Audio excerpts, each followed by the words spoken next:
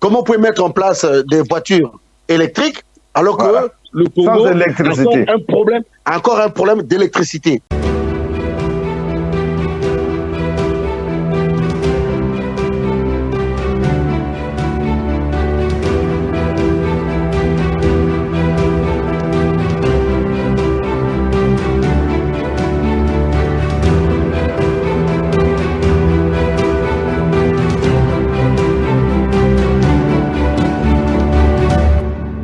Le problème d'eau et d'électricité au Congo, c'est un scandale, c'est un problème national. Et le président congolais se retrouve aujourd'hui à Pointe-Noire, depuis lundi, aujourd'hui. Il est parti inaugurer, dit-on, la centrale à gaz il y a quelques mois. Il est parti inaugurer d'autres, poser d'autres pierres. Et Pointe-Noire est souvent sous l'eau. Pointe-Noire a souvent des coupures d'eau. Est-ce que nous avons aujourd'hui le droit de dire qu'au Congo, nos dirigeants veulent tuer les Congolais? Parce que vous savez que quand il n'y a pas d'eau, pas d'électricité, c'est forcément que le pays va, les jeunes et les vieux vont avoir des problèmes de santé. Est-ce que vous avez à la tête de nos pays des gens qui ont un programme néfaste de tuer la population, de faire de sorte que les Congolais ne puissent pas... On a parlé du Covid, on a accusé les Occidentaux, que les Occidentaux, Bill Gates en tête, voulaient tuer les Congolais. Mais aujourd'hui, on assiste au Congo à toute une destruction de la nation où il n'y a pas un plan Marshall de reconstruction du Congo, de reconstruction de la ville de Pointe-Noire et de Brazzaville. Alors, je me souviens que quand on était jeunes, nos parents avaient acheté des grands congélateurs longs, d'autres avaient mis des clés. Mon père a fini par mettre des clés parce que on se faisait plaisir quand il n'était pas là d'aller prendre les cuisses de poulet, de les cuire à tout va, à tout moment, et quand il revenait, ce n'était plus comme avant. Donc les provisions sont quelque chose de très important pour une famille quand les gens travaillent. Quand vous avez des provisions à la maison, vous avez la possibilité de faire des économies. Quand vous arrivez à avoir l'eau, vous lavez correctement, vous pouvez laver les aliments.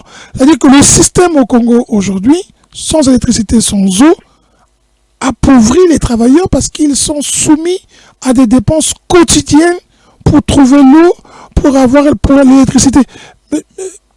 Monsieur Gaïno, encore une fois, vous êtes adjoint au maire dans une ville. Est-ce qu'on doit expliquer aux autorités congolaises l'importance de l'eau et l'électricité? On ne doit pas leur expliquer, tout le monde sait. Déjà, notre corps est constitué à 90% d'eau. Donc, c'est combien il faut avoir l'importance de l'eau. Et l'électricité, tout ça sont des facteurs de développement d'un pays. Quand j'étais au Cap-Vert, parce que il y a 3 jours que je suis revenu, effectivement, tout le travail, moi j'ai vu, on a causé avec des délégués d'entreprise, hein, des gens, il y avait deux Mauritaniens et puis un Togolais, mais qui travaille dans les organismes internationaux. Ils sont en train de travailler là-bas pour les centrales nucléaires. Donc, qu'est-ce que j'allais dire? Pour les panneaux photovoltaïques. Parce qu'ils disent que pour développer ce pays-là, parce qu'ils veulent faire de Cap-Vert une plaque tournante touristique, donc il faut l'électricité. Et pour cela, aujourd'hui, nous savons qu'il y a la géothermie. Même chez nous ici, on travaille maintenant sur la géothermie parce qu'on a dégagé la méthanisation, parce que ça complique la méthanisation, c'est beaucoup plus compliqué, il faut les déchets, il faut les traiter, il faut tout ça extraire le gaz. Mais par contre, la géothermie, c'est l'avenir des pays africains. L'énergie, comme le soleil, nous l'avons en permanence, donc les photovoltaïques, c'est vraiment l'avenir des pays africains. Alors, aujourd'hui, c'est curieux de voir que même des grandes capitales comme Brazzaville puissent manquer l'électricité. Mais quant à l'eau, n'en parlons pas. Je vous ai dit tout à l'heure que parmi les accords que nous avons signés là-bas, il y a le problème d'eau. Justement parce qu'il faut projeter l'eau en haut de la montagne, c'est l'eau de la mer qui est dessalée. Donc vous voyez le travail, je ne rentre pas là-dedans, mais le travail qu'il y a à faire. Mais je vous jure que dans la ville, dans les passes, il ne reste que... Le maire nous dit qu'il lui reste 2 ans, qu'avant 2 ans, il faut que sa population ait, que toute la population, c'est-à-dire 100% de la population, ait de l'eau. Donc, c'est-à-dire les villages qui sont perchés sur les montagnes doivent avoir de l'eau potable. Mais c'est avec l'eau qu'on cultive. C'est avec l'eau qu'on arrose les plantes. Donc on ne peut pas parler de l'émergence alors qu'on n'a même pas l'électricité, on n'a pas l'eau. C'est aberrant. Alors, donc c'est pour dire que nous, le Congo, qui est en plus le deuxième plus grand fleuve du monde, et qui berce notre pays, qui arrose notre pays, que nous avons aussi un taux de pluviosité qui est très important. Nous avions également les cours d'eau partout. Tout le Congo est arrosé. On ne peut pas expliquer à quelqu'un comment le Congo manque de l'eau. Moi, j'ai rencontré l'ambassadrice de France qui était au Congo, qui a travaillé pendant 4 ans, qui a été nommée là. Alors, elle m'a dit, voilà, moi j'ai travaillé au Congo. J'ai dit, hey, qu'est-ce que vous en pensez par rapport au Cap-Vert? Elle a posé un cri, ouf. Donc ça veut dire, n'en parlons même pas. Elle a seulement baissé ses yeux, elle n'a no comment. Elle n'a pas voulu commenter. Parce que ce n'est pas possible. Vous voyez? Donc un pays qui a du pétrole, qui a des richesses, qui a du bois, qui a de l'eau, qui a tous les atouts. Monsieur Caius, il est impossible de dire que les Congolais peuvent manquer de l'eau, surtout pas dans les capitales. Et le drame, c'est quand on entend parler oui, j'ai fini. On parle souvent de Brazzaville et de Pointe-Noire, mais on ne voit pas les villes secondaires, là où il y a la ressource humaine. Il y a la ressource humaine, et le Congo en plus, il est traversé par l'équateur, donc on a l'énergie solaire qui n'est pas très loin, donc les panneaux solaires peuvent fonctionner nuit et jour, 1000 jours, sans rien. Et on peut comprendre comment il manque de l'énergie. C'est qu'on n'a pas la volonté, on ne peut pas travailler, c'est tout, hein, voilà. Rien à dire. Oui, mais on sait que l'eau, c'est important pour la santé, l'électricité, c'est aussi important pour la vue, c'est aussi important pour la sécurité. Et d'ailleurs, au Congo, l'insécurité est devenue galopante parce que l'électricité disparaît. Les gens disent que quand on dit qu'il n'y a pas d'électricité, on ne dit pas qu'il n'y en a pas. On dit que l'électricité, elle vient, elle part quand elle veut. Elle est encore ce qu'ils appellent, eux, du délestage. Ça passe ici, ça passe par là, vous causez avec votre parent, un coup vous l'entendez plus, et puis au bout de 3 heures, il vous rappelle, c'est le courant qui est parti. En 2023, M. Ndion, le changement climatique est responsable du fait que Imboulou n'arrive pas à Brazzaville, du fait que le barrage du Jouet ne peut plus approvisionner, que même Inga, dont on nous dit le Congo tire une partie de son approvisionnement, ne suffit pas à couvrir la demande de 6 millions d'habitants aujourd'hui, alors que le Congo-Kinshasa, c'est 100 millions d'habitants. Monsieur Ndion, un problème de micro qui coupe toujours, alors donc on ne sait pas comment on fait. On va prendre Monsieur Miambalat. Monsieur Ndion, Monsieur Miambalat. Plus de 100 millions d'habitants, ça je le sais. Oui. Mais j'aimerais dire ceci. Ce tableau-là aussi est noir, c'est vrai. Je suis d'accord avec vous sur toutes les lignes. Hein. Les problèmes, comment je dirais ça simplement? L'eau, c'est la vie. L'électricité, notamment l'énergie, c'est aussi la vie. Aucun pays ne peut se développer, aucun pays ne peut aspirer à l'émergence sans avoir résolu les problèmes fondamentaux de l'économie nationale tels que l'approvisionnement en eau, tels que l'approvisionnement en électricité. Ça, c'est vrai. Ça, c'est vrai. Le souhait de tout le monde. Je pense même le souhait de tout le gouvernement qui est là. Leur souhait aussi, c'est de trouver des solutions pérennes au problème donc de l'électricité, ils n'ont pas trouvé. Au problème d'eau. Mais bien sûr, on n'a pas encore trouvé. Mais j'aimerais faire une petite observation. J'aimerais faire quand même une petite observation. Monsieur Ndion, pardon, vous êtes sérieux. Monsieur Kaï, j'aimerais faire une observation. Merci. Je ne peux pas approuver, je ne peux pas applaudir le gouvernement lorsqu'il y a ces problèmes-là. Ça faut être malhonnête politiquement, malhonnête intellectuellement, pour dire que je dis bravo au gouvernement. Mais quand vous dites qu'ils n'ont pas trouvé la solution, quand M. Ngaïno vous dit qu'il vient du Cap Vert, là, il vient du Cap Vert, il y a la solution. Oui, jusqu'à aujourd'hui. Mais pourquoi vous avez la mémoire courte? Est-ce que vous voulez dire qu'au Congo, Il n'y avait pas une période où on n'avait pas de problème de Non, on délestage. n'est plus dans la période. On est en 2024, il n'y a pas de. On est en 2024. Le passé, c'est le passé. On est au présent, monsieur John. Oh, la guerre l'Angola, monsieur. L'Angola est passé par là. L'Angola a connu plus de guerres. Il y a eu les guerres, il y a eu ceci qui est passé par là. Ce n'est pas une excuse. Je n'ai pas dit que c'est une excuse. Mais j'essaie de comprendre l'histoire. Dans le temps, on n'avait pas ces problèmes. Après, il y a des raisons qui ont fait en sorte qu'aujourd'hui, hélas, on a des délestages. Je ne dis pas non plus que c'est un problème insoluble. Le gouvernement est en train de faire. Mais il y a eu la raison fondamentale pour moi, c'est la guerre. Hein. On a construit, on a détruit. On a construit, on a détruit. Qu'est-ce que vous voulez? Bon, maintenant, tout est à terre. Est-ce que la guerre a détruit les barrages hydrauliques d'Imboulou qui est venu après? Tu penses que... Est-ce que Imboulou a été construit après la guerre, monsieur la guerre, hein? Imboulou? Monsieur Caius, Imboulou, non. Oui. Par contre, le Djoué, c'est la guerre. Hein. Mais Imboulou devait couvrir la perte de Djoué. Mais je ne comprends pas très bien. Parce que moi, le projet Imboulou, j'ai participé de manière indirecte. Il n'y a pas eu de guerre au Congo. Mais Imboulou, j'ai participé de manière indirecte. Monsieur Ndion, je veux faire une... Monsieur Ndion, oui. Imboulou, l'un des problèmes principaux d'Imboulou, ce n'est pas qu'Imboulou ne peut pas approvisionner le Brazzaville. Brazzaville a un système... comment on dit ça? Le terme exact, vieux, mais j'ai pas le mot, j'oublie le mot.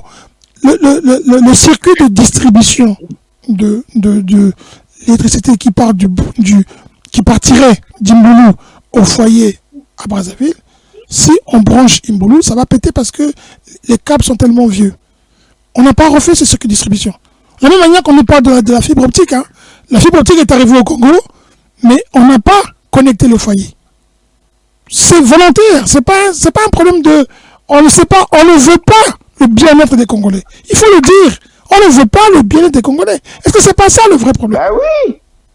C'est tout à fait ça, monsieur Caius. On ne veut pas le bien-être des Congolais. Monsieur Caius, mais c'est les hôpitaux, on en a construit 12, ils sont en train de se détruire. On vous dit qu'on a construit ici, ça se casse. On vous dit qu'on a fait la corniche, ça se casse. Oui. On vous dit qu'on a construit le stade le plus beau du Congo, il se casse.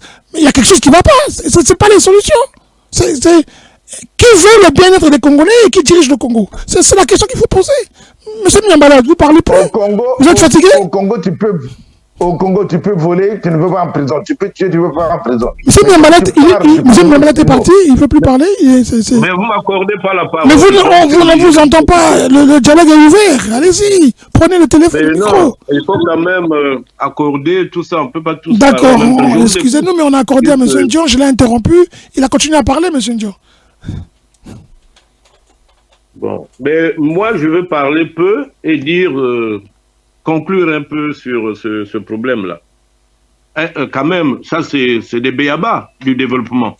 Comment un pays sans courant, sans eau, sans une bonne alimentation, vous ne pouvez même pas parler de l'émergence, parce que ce sont les bases. Et c'est l'eau qui est au centre de tout, a suivi de l'électricité. Ici, tout est motorisé, mécanisé. Donc, si les gens mangent parce qu'il y a l'eau, il y a le courant. Mais moi, je dirais un peu les conséquences de tout ce que nous parlons là. Je crois que quand vous n'avez pas les trois choses-là, vous n'aurez pas de l'éducation. Et même le tissu social va s'effriter. Les liens sociaux vont se casser. On crée donc un déséquilibre social. Et cela entraîne la perte de la vie humaine, l'instabilité du pays. Et c'est ce que nous vivons. Moi, je qualifierais nos autorités comme si vraiment c'est des gens qui cultivent l'insalubrité intellectuelle et morale.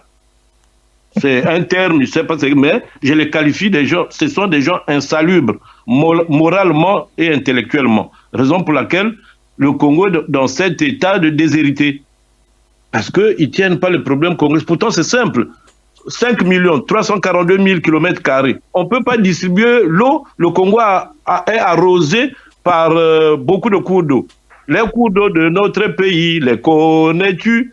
L'Ubangila, l'Ikwa, aux herbes, ainsi de suite. Le Dieu là, il y en a plein. Même la chanson là, il n'arrive pas à appliquer ça. Pour nous donner de l'eau, pour nous donner le courant. Mais quand même, c'est que c'est des gens insalubres intellectuellement et moralement. Ils ne peuvent rien apporter au Congo. Voilà ce que je peux dire. Oui, sinon, vous savez qu'à côté de ça, il y a une remarque qui a été faite. C'est que les familles, pour pouvoir s'en sortir, ont toutes suivi l'exemple que leur donne nos chers leaders congolais qui brillent par leur qualité d'avoir tous des gros moteurs au gasoil qui sont chez eux. Et vous savez que le gasoil, c'est un peu l'équivalent du diesel en Europe. Alors, en Occident, le diesel est retiré du marché, ou du moins, il est de plus en plus critiqué comme étant l'une des causes principales de décès. Alors, vous avez dans les familles, chez nous, puisque le diesel, il est produit de manière encore plus, je veux pas dire des choses graves, mais en tout cas, sa composition est très nocive à la santé. Vous imaginez bien que la multiplication des moteurs diesel, qui est encouragée par l'État, est à l'origine de beaucoup de décès au Congo. On ne s'en rend pas compte. Et l'État qui est à la tête des sommets, quand on parle de nouvelles énergies, de l'écologie, voilà. Ils ont développé, monsieur Dion, on a fait le sommet du bassin du Congo, la lutte contre la pollution. Alors, les moteurs électriques, là, les moteurs qui sont dans les maisons des gens et qui polluent et qui créent des dégâts sur la santé des Congolais, personne n'en parle. C'est quand on dit que vous fumez, on vous dit que ça détruit vos poumons. Mais les moteurs diesel ont les mêmes effets sur les poumons. Pire que la cigarette. Pire que la cigarette. Vous savez que, monsieur Kayus, les problèmes que vous soulevez ne sont pas les problèmes propres au Congo. Non, nous on parle du Congo. On ne veut pas voir les autres. On veut parler du Congo. Parlons du Congo. Si on compare les autres, on aura raison. Parlons du Congo, monsieur Ndion. Nous allons prendre le fond bleu, c'est vous, monsieur Ndion. Le fond bleu, la lutte contre le climat, la lutte contre les solutions qui ont été proposées, si je prends que la pollution automobile en matière d'essence, de carburant, de diesel, comme tu dis, du gasoil, voiture qui fonctionne au gasoil, qui pollue beaucoup, la solution mondialement connue, c'est de passer du diesel à l'électrique. Mais vous savez très bien que c'est une solution qui est inadaptée au Congo dans la mesure où les problèmes que nous venons d'évoquer d'électricité se posent. Comment on peut mettre en place des voitures électriques alors que le Congo a encore un problème d'électricité. Nous avons de l'électricité, mais encore des problèmes d'approvisionnement, des problèmes de délestage, des problèmes de circuit de distribution, comme tu l'as dit. Moi, j'ai un frère à moi, mon grand frère, il bosse, on l'appelait ça hier, la SNE, aujourd'hui ça s'appelle EDC, c'est ça, quelque chose comme ça. EOKRC. Voilà, quelque chose comme ça. J'ai dit, mais grand frère, dis-moi un peu là, avec tous les gens intelligents que nous avons au niveau de la l'électricité. Comment? EOKRC, c'est la famille de l'électricité apparemment. La famille la plus simple. Voilà. Il dit, mais comment se fait-il des gens, on a beaucoup d'ingénieurs en électricité, on n'arrive pas à trouver une solution sur cette histoire d'Imbulu là, qui avait, selon les dires, la capacité d'alimenter tout Brazzaville. On n'a pas besoin d'importer du courant à l'autre. Il dit, il m'a donné l'exemple le plus qu'il m'a donné. La raison principale, c'est celle que tu as dit, Kayus. C'est un problème d'infrastructure, du circuit de distribution. Imbulu est là, les compétences sont là, l'infrastructure est là, le matériel est là, la capacité de production d'électricité est là, seulement comment la transporter jusqu'à Brazzaville. Donc on a mis les charrues avant les bœufs. Comment c'est possible? Ce que j'ai compris. Mais je ne peux pas, moi je ne suis pas un électricien, je ne peux pas vous donner la réponse à ça. Non mais vous construisez votre maison, monsieur Ndion, c'est pas vous, c'est pas vous, on ne va pas vous accabler, c'est pas vous. Mais l'exemple que vous donnez, moi je vais vous dire, monsieur Ndion. Naïf en électricité. Non, je vais vous dire, monsieur Ndion. Je vais vous dire, l'exemple que vous donnez, le système de distribution d'abord, et ensuite construire. En tant que naïf en électricité, j'aurais voulu d'abord comme ça, on arrange d'abord les routes, qu'est-ce que je dis? Le système de distribution, et après on construit Imbulu. Mais là on a fait l'inverse, on a construit Imbulu, la production d'électricité est là, mais malheureusement la capacité est trop forte, on ne peut pas la transporter. Pourquoi on a fait l'inverse? Pourquoi on a fait l'inverse? Voilà. Mais pourquoi on a fait l'inverse? Mais même pas l'inverse, monsieur Gaïno. Monsieur Gaïno. Est-ce que c'est un problème de... Non, monsieur Gaïno, vous construisez votre... L'exemple était celui-ci. Quand les gens commençaient, mais ça a commencé quand on a commencé à faire le projet. Hein. C'est pas après le projet. C'est pendant le projet. Pendant le projet, parce que j'ai suivi aussi ce projet quelque part. Pendant le projet, les discussions ont commencé. Vous ne pouvez pas commencer à faire un barrage sans faire en même temps. C'était même pas avant ou après. C'est en même temps faire le circuit, refaire le circuit de distribution qui est vraiment ancien et les câbles ne vont pas supporter. Créer un nouveau parallèle. Oui, ou un nouveau parallèle. C'est-à-dire que vous construisez une maison, M. Gaïno, l'exemple c'est celui-ci. Vous construisez une maison moderne, Vous ne prévoyez pas.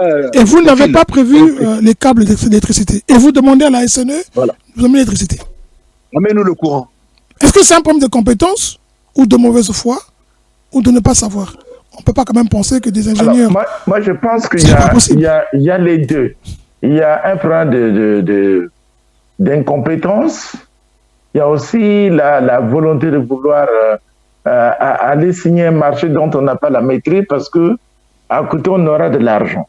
Mais vous pensez bien que ce n'est pas volontaire seulement pour faire que les Congolais n'aient pas ce qu'ils veulent? C'est pas volontaire, ça?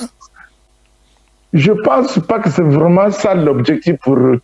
C'est pas parce qu'ils veulent pas que les Congolais n'aient pas le courant, mais je pense que quand ils font leur projet, ils ne pensent pas véritablement à la rentabilité de ce projet, à la réalisation de ce projet, à l'aboutissement. Mais M. Gaïno, quand vous vous rendez compte, vous, propriétaire de la maison, que votre ingénieur, votre architecte a construit la maison, mais il n'a pas prévu le circuit de distribution de l'électricité, vous le faites ou pas?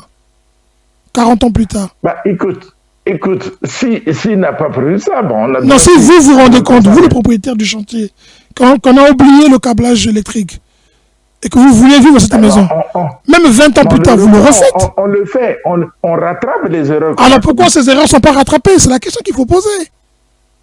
Mais parce qu'il n'y a pas...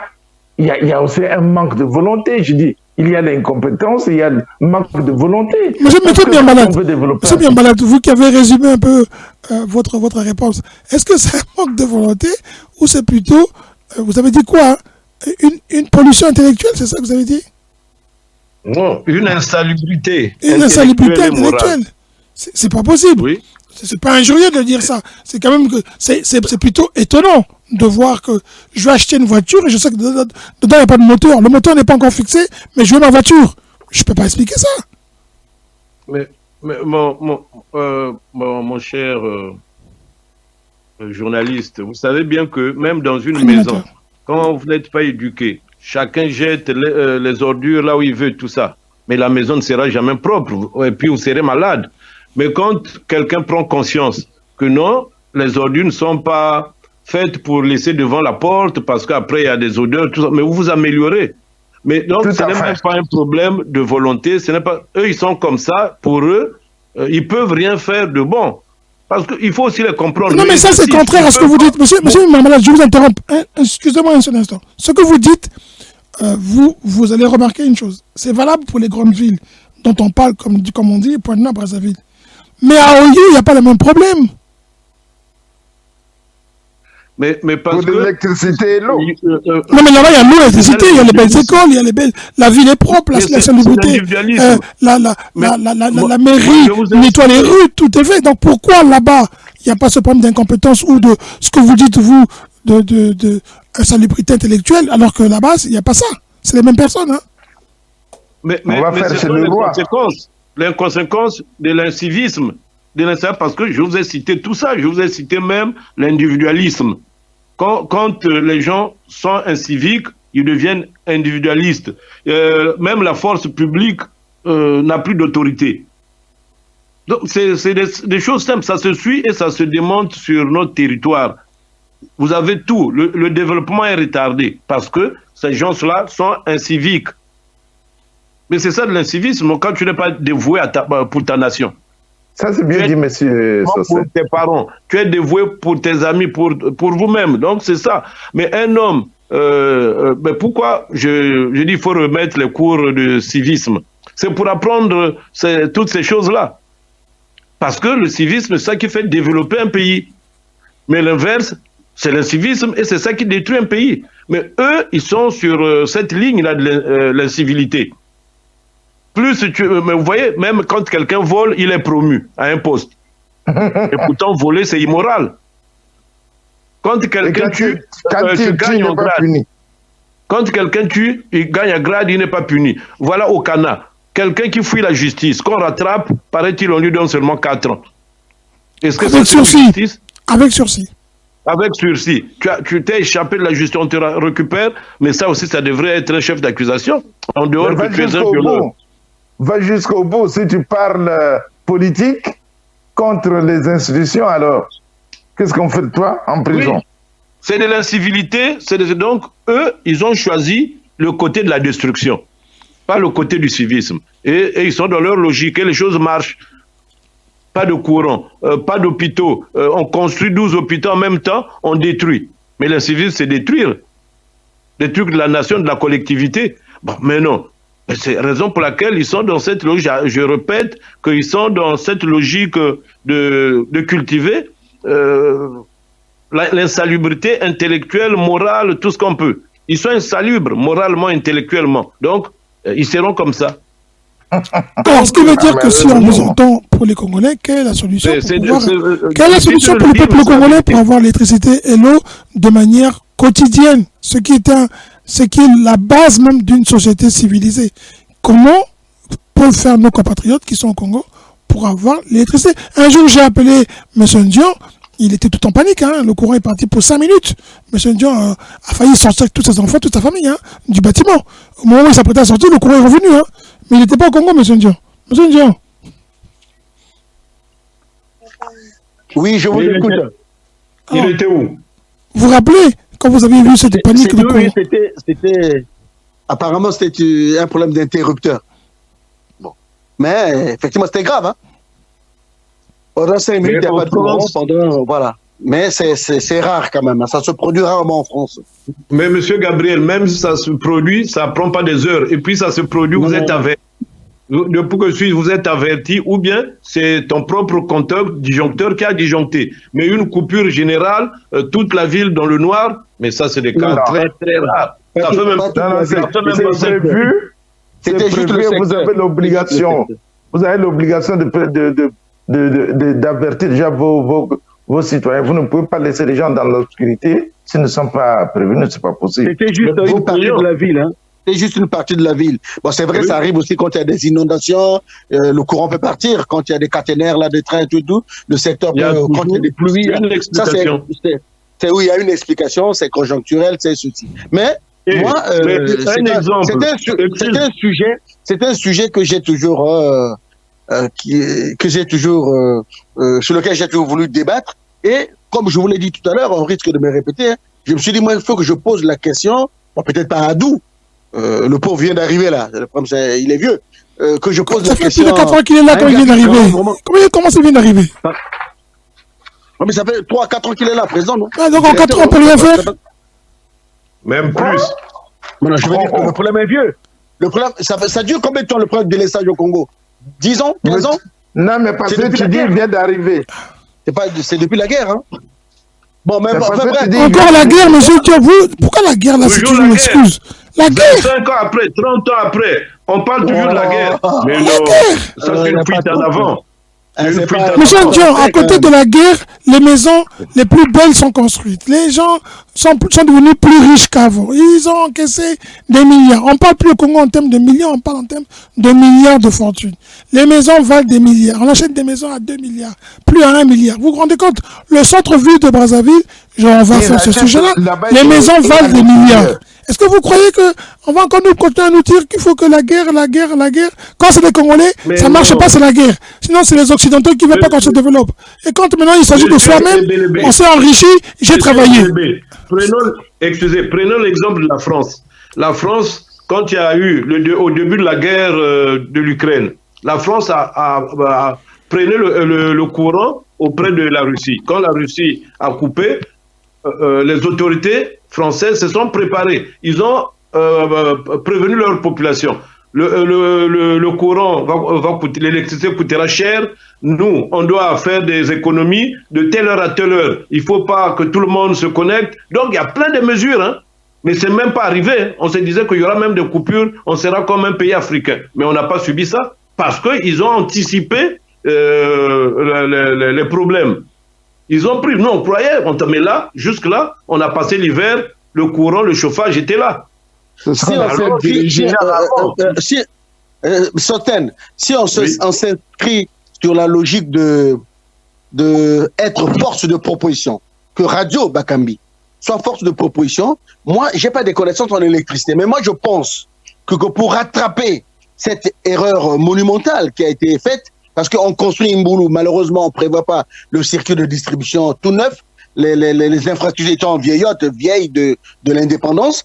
Est-ce qu'on ne peut pas, je ne sais pas si techniquement c'est possible, hein, est-ce qu'on ne peut pas, à côté de l'ancien système de transmission du courant, est-ce qu'on ne peut pas construire un nouveau, à côté là, un nouveau canal de distribution de l'électricité sur l'ensemble du territoire national, étant donné que les vieilles infrastructures datent de 1960.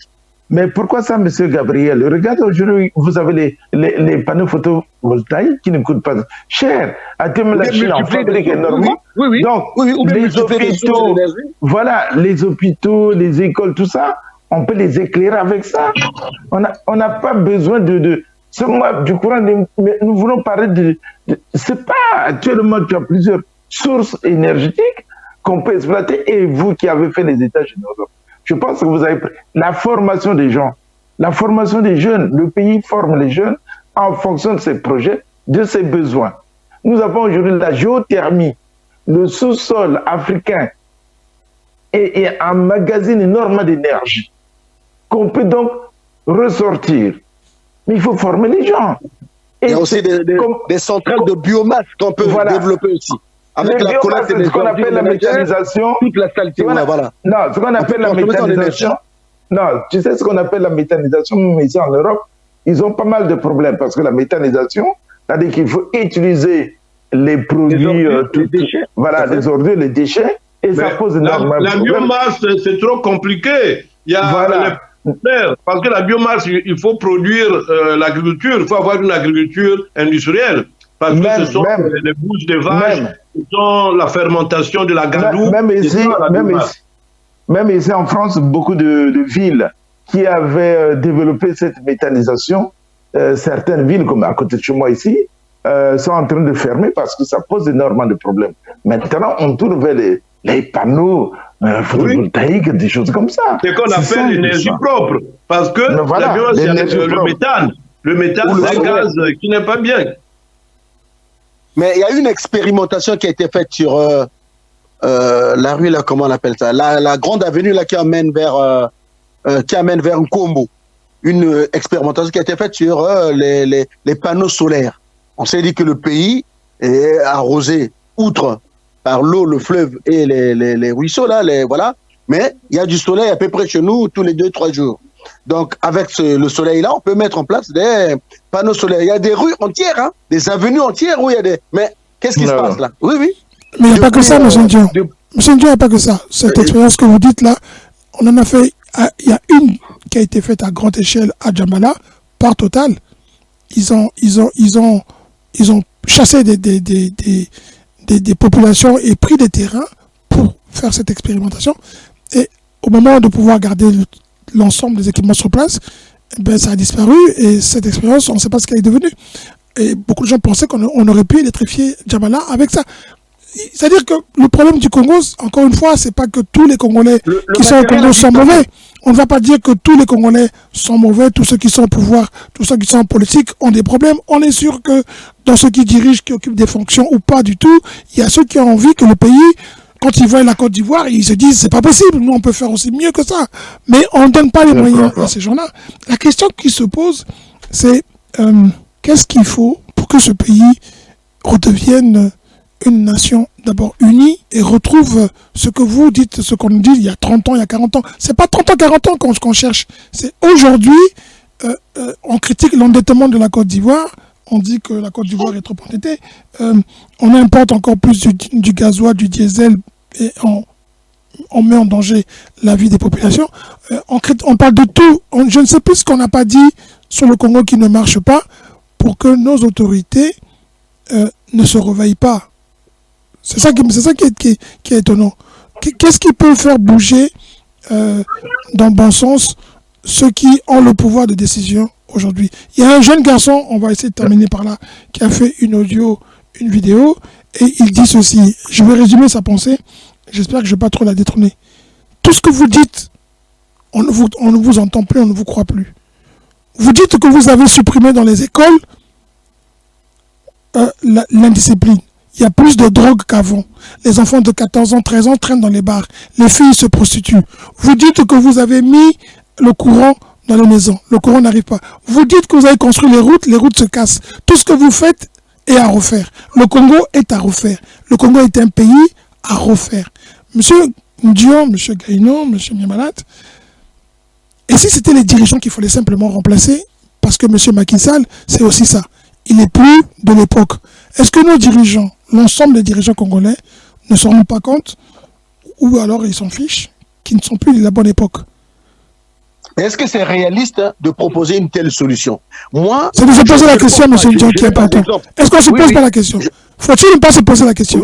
Oui, on a le droit de poser la question. Mais je me dis que je ne connais aucun exemple dans le monde où on peut enlever toute la classe politique, tous les hommes politiques, pour remplacer par une nouvelle génération. Non, je pense une nouvelle génération. Je pense pas. Par contre, je me dis que il faut Sosten parle de termes d'incivisme et consorts, tout et tout. Moi, je vais un peu voir ça sur le plan économique. Je pense qu'il nous manque le patriotisme économique, du patriotisme national, l'amour de son pays, sur tous les plans. Lorsque nous aurons une dose de patriotisme très, très, très avancée, c'est-à-dire l'amour du pays, l'amour de la famille, l'amour du quartier, l'amour de sa ville, l'amour de son pays, ben, je pense que on ne fera plus ce que l'on est en train de faire aujourd'hui. On trouvera des solutions. Parce qu'effectivement, moi, avant, je me disais, la dernière fois que j'étais au pays, j'ai vu que, comment tu appelles ça? EC au carré, hein, c'est ça, hein? La Société nationale d'énergie, là. E au carré, c'est. E au carré a créé un partenariat avec EDF. Électricité de France. Je me suis dit, ah bravo, peut-être qu'il y aura une solution, mais ça fait 4 ans. 5 ans. Non, le point de l'électricité n'a pas eu de solution. Mais donc, EDF est partenaire avec E au carré ou la SNE depuis plus de 40 ans, depuis plus de 100 ans, M. Gaïno. Vous savez, M. Ndian, vous savez, monsieur le président Lissouba, parce que moi j'ai vraiment été souvent à la SNE et je connais un peu, pas tout, mais j'ai beaucoup entendu les grands ingénieurs qui étaient là-bas. La SNE sous Lissouba avait décidé de réparer le barrage du Djoué. Et le barrage du Djoué, il y avait une turbine qui était cassée et qui ne marchait plus. Et donc, ils avaient demandé à Siemens, qui est une compagnie, je crois, je ne me trompe pas, allemande, ou Schlumberger, je crois, une société allemande, pour leur fabriquer cette turbine. Ils se sont confrontés aux Français qui ont dit niet. Cette turbine ne pouvait pas être, refaite parce qu'elle n'existait plus. Et bon, les Allemands regardaient, ils devaient étudier. Et les Français mettaient les bâtons dans les roues. Et les Chinois ont dit, nous allons pouvoir faire. Il nous faut venir sur place, reprendre cette turbine, on va faire la copie et on vous produira l'identique. Vous savez que EDF est le partenaire français, c'est connu, même si aujourd'hui personne n'ose en parler, moi je suis libre d'en parler. Ils ont mis le veto parce qu'apparemment le contrat qui liait le Congo avec la SE2 faisait que le Djoué était encore sous contrat de l'AFD ou je ne sais plus, de EDF. Lissouba n'a pas pu réparer le Djoué. Ce sont des réalités politiques au Congo. La question qui se pose, c'est... Oui, monsieur Gaïno. Non, allez-y, parce que moi, je voulais tout simplement dire deux mots. Vous avez posé la question sur que faire. Moi, je pense que, premièrement, la première chose d'abord, c'est que quand on a la volonté, je crois pas ce que dit monsieur Gabriel Dion, parce que quand on a la volonté, gouverner, c'est prévoir. Quand on a la volonté, on prévoit. On dit, bon, voilà, dans tant d'années, j'ai tant de travailleurs qui vont aller à la retraite. Alors, dans tel domaine, j'aurai besoin de tant de cadres. Donc, je les envoie déjà en formation. Il nous manque cette vision déjà de formation des cadres. Parce qu'il faut former les cadres nationaux. Nous, on dépend toujours des cadres extérieurs. Ceux qui créent les entreprises, ce sont des gens d'extérieur. Et ceux qui viennent travailler, quand il y a une panne, il faut faire venir les gens. Non. Il faut former la jeunesse en fonction de nos besoins les plus urgents. Et nous aurons en même temps avoir cette volonté de former les cadres et ensuite de faire. Parce que et de réfléchir aussi, de penser à l'avenir, d'avoir un peu de fierté. Parce que aujourd'hui, le Congolais n'est plus fier de lui. Moi, je n'étais même pas... C'est-à-dire qu'on m'a posé la question, tu es de quelle origine? Je dis africain. Je suis d'origine africaine. Parce que je peux me dire, le Congolais, c'est tellement ça fait honte. Quand tu vois un petit pays, je te jure, le maire, il ne te parle que de projets. Il faut aussi, deuxième aspect du problème, parce que M. Gabriel dit, il faut faire des propositions. Laisser les citoyens choisir ceux qui doivent les diriger. Prenons par exemple le cas des maires. Pourquoi on doit nommer les maires? Même au niveau, essayons de réfléchir sur un mode de gouvernement où quand même le pouvoir contrôle le pouvoir. Chez nous, il n'y a pas un pouvoir qui contrôle un autre. Et c'est pour ça que le clientélisme, le fraternalisme, ou je ne sais pas quoi dire, le fils d'un tel, il est ceci, il devient roi. Le fils d'un ministre devient roi. Pourquoi? Parce qu'il n'y a pas de contre-pouvoir. Il y a ces choses-là, je vous jure que je crois, j'ai réfléchi beaucoup. Quand je voyage, quand je vais en mission, quand je vois les choses, ce qui se passe dans d'autres pays, je pense toujours à mon pays, je dis, ah tiens, ça manque dans mon pays. Parce que les gens que vous nommez, ben, ils sont nommés donc ils sont soumis. Mais quand je suis voté, j'ai cette fierté, moi. Parce que je suis élu. Et je suis élu par un peuple. Je respecte le peuple qui m'a élu. Voilà. Donc on a ces problèmes-là. Il faut penser, je résume et je termine, en disant, normalement les fonctions politiques, les gens doivent être élus. Vous voyez par exemple, au Cap-Vert, ce n'est pas le président qui nomme les ministres. Renseignez-vous. Moi j'ai été surpris. C'est pas lui qui les nomme. Donc il faut penser au bon système. Le ministre est un citoyen. Il vient nous voir, il était habillé en jean, basket. Au Congo, comme ça, il aurait eu cravate, machin. Donc, le système politique, il faut revoir. La manière de nommer les gens, il faut que ce soit toujours le président de la République qui nomme. Non. En même temps, il faut penser à la formation des écoles. Parce qu'un pays, quand on veut détruire un pays, on détruit d'abord les écoles. Voilà, il n'y a pas mille solutions. Il faut décentraliser. Il faut décentraliser les pouvoirs. Et faire une pédagogie de la culture civique, la pédagogie. Ouais. C'est nécessaire. Parce que les gens qui ne sont pas éduqués, qui n'ont pas la pédagogie, ils ne connaissent pas que ça, c'est le bien commun. Ça, c'est la collectivité. Ça ne peut pas marcher. Parce qu'il n'y a pas de contre-pouvoir, monsieur Sossen. S'il y avait des contre-pouvoirs, par exemple, toi, tu viens, tu fais ceci, bon, moi, je te porte plainte. À partir du moment où tu es jugé, les autres ne feront pas. Regarde aujourd'hui. Non, il y a des contre-pouvoirs, mais qui ne sont que des faits. C'est pas des contre-pouvoirs. Ça, on n'appelle pas ça des contre-pouvoirs. Donc, les contre-pouvoirs, c'est ce qui fonctionne. Il faut décentraliser et que les gens soient responsabilisés. Mais si c'est, comme tu as dit, un individu qui nomme les autres, mais tout le monde se courbe devant lui. Ben voilà. Tout le monde est là, toujours. Qui va mieux danser que les autres pour séduire le chef. Mais ça, c'est pas bien. Tout ça, ça rend les gens corruptibles, la population est paupérisée. Donc, il faut une pédagogie véritable au niveau de la citoyenneté. Mais si ce n'est pas ça, nous avons encore des jours très malheureux devant nous. D'accord, monsieur, écoutez, je vous remercie beaucoup. Ça va être le mot de la fin. On arrive à la fin parce qu'on a quand même fait plus de 2 heures d'émission. On a fait plusieurs sujets. On va les distribuer sur les réseaux sociaux pour que les Congolais puissent les suivre. On le fera avec YouTube et évidemment l'audio pour ceux qui peuvent télécharger l'audio et les écouter quand ils vont au travail ou bien dans les champs ou peu importe l'endroit où ils sont dans la journée ou dans la soirée. Merci beaucoup pour vos débats. On est assez triste pour ce tableau noir que nous dressons des événements qui parfois nous touchent vraiment beaucoup et qui parfois nous font peut-être un peu tellement mal que parfois on perd, comme on dit, le Nord, mais on aime tous l'Afrique, on aime ces pays, on aime le monde, on aime les gens et on essaye. Monsieur Ebelebe, oui. C'est pas une fatalité. Merci. On aime le pays, on aime les gens et on espère que tout le monde comprendra que notre amour pour la justice et le bien nous emmène à parfois prendre position. Nous vous souhaitons tous, M. Gaïno, M. Ndian et M. Memanat, une très très bonne soirée. À vendredi pour notre émission, le débat, nous essaierons de réfléchir, je vous le propose, avec qui le président Sassou dirige, qui sont les soutiens du président Sassou, qui sont les parrains des jeunes ambitieux, qui parraine qui, comment devient-on chef au Congo, directeur général, ministre, ou pourquoi pas, qui peut aspirer à toujours occuper des hautes fonctions. Comment cela se passe. À vendredi pour un débat ouvert. Passez une très bonne soirée, messieurs. Bon début. Au revoir. Merci.